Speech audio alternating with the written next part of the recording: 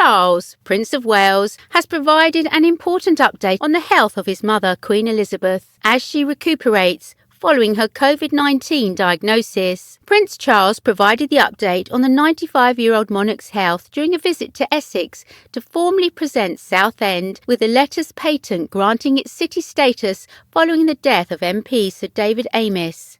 There, the Prince shared with well-wishers that his mother was on the mend. Janice Jacome, 64, an admin worker from a local golf course, told Hello magazine that she inquired about Her Majesty's health when she spoke to the heir. I asked the Prince about his mother and he said, "She's a lot better now. It was very mild. It was a bit worrying as the Queen is getting on a bit, but I think she's absolutely wonderful," said Jacome. Charles also told local Raymond Gibson a similar update.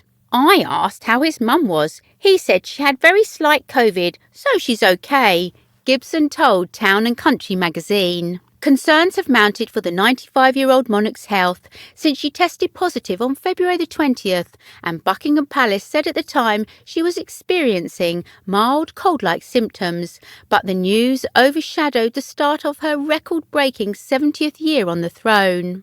Fortunately, on Tuesday, the Queen was photographed hosting virtual audiences with ambassadors for the first time since her COVID diagnosis.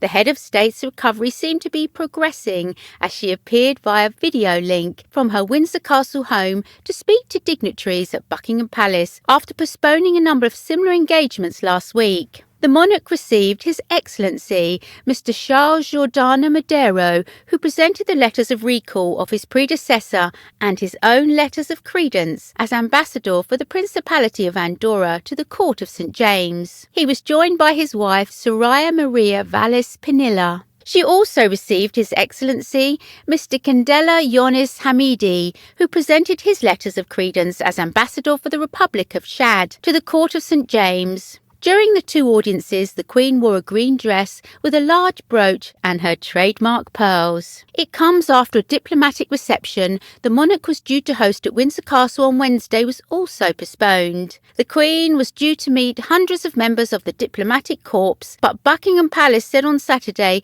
she had accepted the Foreign Secretary's advice to delay the event. She has a string of high-profile events coming up that she is due to attend, including the Commonwealth Service at Westminster Abbey on March the 14th, and then the Duke of Edinburgh's memorial service also at the Abbey on March the 29th. The nation's longest reigning monarch, who is believed to have been triple vaccinated, recently spent more than 3 months resting on doctor's orders.